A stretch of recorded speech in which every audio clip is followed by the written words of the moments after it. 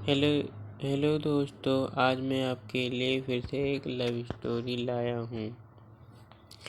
यह कहानी बहुत इंटरेस्टिंग होने वाली है। इसे पूरा ज़रूर देखें। इस कहानी को सुनने के लिए ईयरफोन या हेडफोन का इस्तेमाल ज़रूर करें कि आपको ऑडियो क्वालिटी पसंद आए। और लाइक, शेयर और कमेंट भी ज़रूर करें। मेरे चैनल को सब्सक्राइब भी ज़रूर करें। यह कहानी दीपा और रघु की है। दीपा की माँ का देहांत हो गया था, इसीलिए उन्होंने दूसरी शादी कर ली थी। दीपा के पापा ने जिससे शादी की थी उसका एक लड़का भी था, दीपा से 5 साल का बड़ा था। उसका नाम ही रघु है। पर वह दीपा को रघु ने अपनी बहन नहीं माना था। रघु 26 साल का है और दीपा 21 साल की है। रघु हट्टा-कट्टा मर्द है और जवान मर्द है। दीपा भी जवान है और वो दोनों ही कॉलेज जाया करते थे। रघु हैंडसम था, इसीलिए बहुत लड़कियों से उसका बातचीत होता रहता था। एक दिन दीपा क्लास से बाहर आ रही थी तो देखा कि रघु लड़कियों के साथ गंदी हरकतें कर रहा था और दीपा से देखा नहीं गया, उसने बोल दिया। तभी रघु ने कहा कि चुप रहना। दीपा ने कहा कि चलो घर पर सबको बताऊंगी। तभी रघु ने चिल्ला के बोला, अगर तुमने घर पर कुछ बोला तो तुम्हारे साथ अच्छा नहीं होगा। कॉलेज से दोनों घर गए और घर पर पहुंचकर दीपा को रघु ने कहा कि अगर तुमने कुछ बोला तो तुमको ही फंसा दूंगा और तुम्हारे साथ क्या करूंगा ये तुम सोचा भी नहीं होगा। दीपा ने कुछ भी नहीं बताया और वह घर पर चुप ही रही, क्योंकि घर पर उसके पापा उसका ज़्यादा सुनते थे, इसीलिए उसने कुछ भी नहीं कहा। तभी से रघु की नज़र दीपा पर भी रहने लगी और उसके साथ भी गलत करने की कोशिश करने लगा। कुछ भी लाता तो उसको छूने के बहाने ढूंढता, क्योंकि दीपा भी बहुत खूबसूरत थी और उसके बड़े बड़े निप्पल थे। उसके लिए रघु भी मचलने लगा और रघु की नीयत खराब हो गई। सौतेली बहन जो थी, पर कुछ दिन बाद रघु के कुछ क्लासमेट ने आकर उसके पापा से बता दिया कि वह स्कूल में क्या क्या करता है और उसके पापा ने उसको समझाया, पर रघु ने अपनी बहन पर ही शक किया था कि वही बताई है। एक दिन रघु अपने कमरे में लेटा था, तभी वहां से दीपा गुजर रही थी। तो रघु के कमरे में से आवाज आ रही थी कुछ गंदी गंदी। तो दीपा ने रघु के कमरे में जाकर झांका तो उसके मोबाइल में दीपा की फोटो फुल स्क्रीन में थी और रघु उसको देखकर अपना औजार रगड़ रहा था। कुछ देर बाद अपना तरल निकालकर उसको रुमाल से पोंछ एकदम शांत लेट गया और वहां से दीपा भी चली गई। दीपा ने रघु को ये सब करते बहुत बार देखा था। इसी बीच इसकी शिकायतें भी बहुत बढ़ रही थीं। कुछ दिन ऐसे बीत गए। उसके बाद एक दिन उनके घर एक रिश्तेदार आए थे रघु के। उन्होंने कहा कि लड़की भी ढूंढनी है। उनके पापा भी उसकी शिकायतें पाते पाते तंग हो गए थे। उन्होंने कहा कि हाँ, जल्दी लड़की ढूंढो और इसकी शादी कर दें, वैसे भी और बिगड़ता जा रहा है। वो रिश्तेदार अपने घर चले गए रघु के लिए लड़की ढूंढने के लिए। इस तरफ वह अपने कॉलेज में उसकी हरकतें बढ़ने लगीं। कुछ दूसरे रिश्तेदार आए। वह 2 दिन के लिए वहीं रुकना था, तो रघु को कहा कि 2 दिनों के लिए वह दीपा के कमरे में सो जाने के लिए। वह भी मान गई और रघु भी मान गया।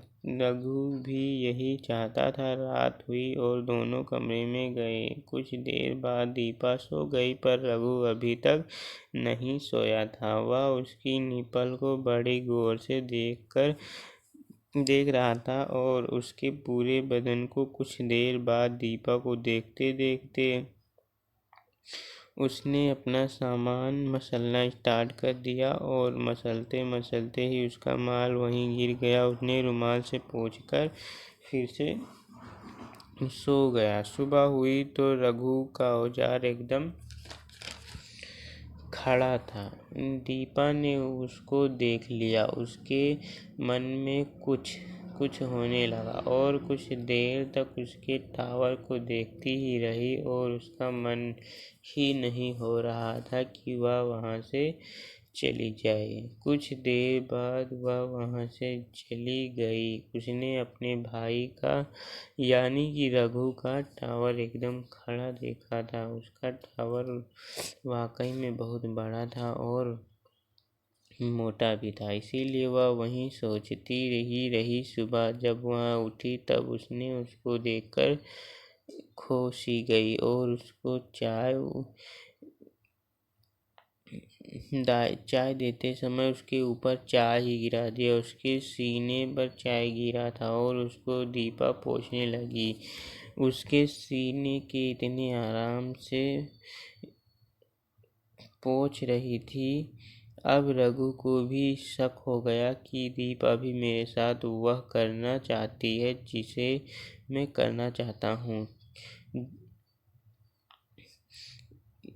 के लिए सोच रहा हूँ। रात हुई और दोनों कमरे में गए। रात के 12 बजे गए, पर आज दोनों ही नहीं सोए थे। लेकिन तभी रघु ने सोचा कि मैं अपने दिल की बात बोल देता हूँ। तभी उसने दीपा से बोलने लगा कि मैं तुम्हारे साथ कुछ करना चाहता हूँ, तुम्हें इतराज न हो तो मैं बताऊँ। तो उसने कहा कि बताओ। तभी रघु ने तुम्हें प्यार करना चाहता हूँ, तुम चाहोगी तभी होगा। तुम मना कर दोगी तो चुपचाप सो जाऊंगा, पर और किसी को नहीं बताना। तभी दीपा मुस्कुराई। जो करना चाहते हो कर लो, मैं किसी को कुछ नहीं बताऊंगी।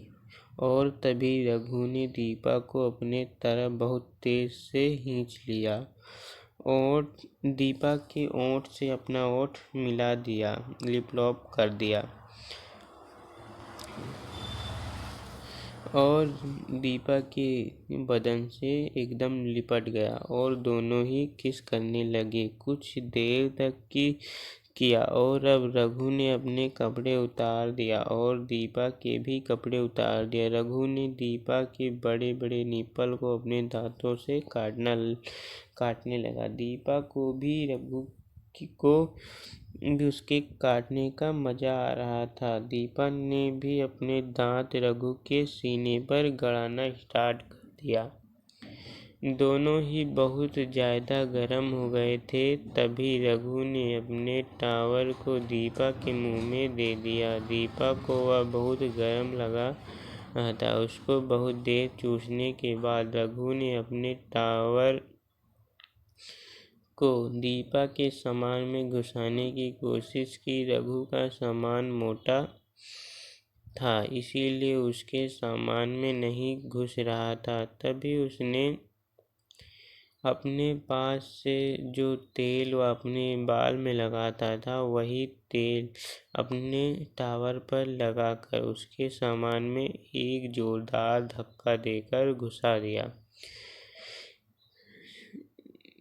दीपा की चीख निकलने जा रहा था। तभी रघु ने दीपा का मुंह दबा दिया और उसका आवाज नहीं निकलने दिया। दीपा को झटके पर झटका दिए उन्होंने कई बार किया और दीपा भी सहते रहे। रखा था कि वह बर्दाश्त कर लिया और रघु रात भर कई बार दीपा के मजा आ रहा था। उसको दर्द भी हो रहा था पर नहीं बोला कि कुछ हुआ जबरदस्त कि ये सब मत कर लिया। और दिन बाद दोनों की सहते हुए रघु और रघु के साथ दीपा फिजिकल होने लगी। रात भर एक लड़का हुआ। दोनों अपने अपने घर ही रहते हैं। कहानी थोड़ा सा भी पसंद आया हो तो लाइक शेयर और कमेंट भी ज़रूर कर दें। मैं ऐसे कहानियाँ डेली लाता रहता हूँ, इसलिए मेरे चैनल को सब्सक्राइब भी जरूर कर लें कि आपके पास ऐसी वीडियो सबसे पहले पहुंच सके और आप ऐसे ज़बरदस्त स्टोरी का आनंद ले सकें। धन्यवाद।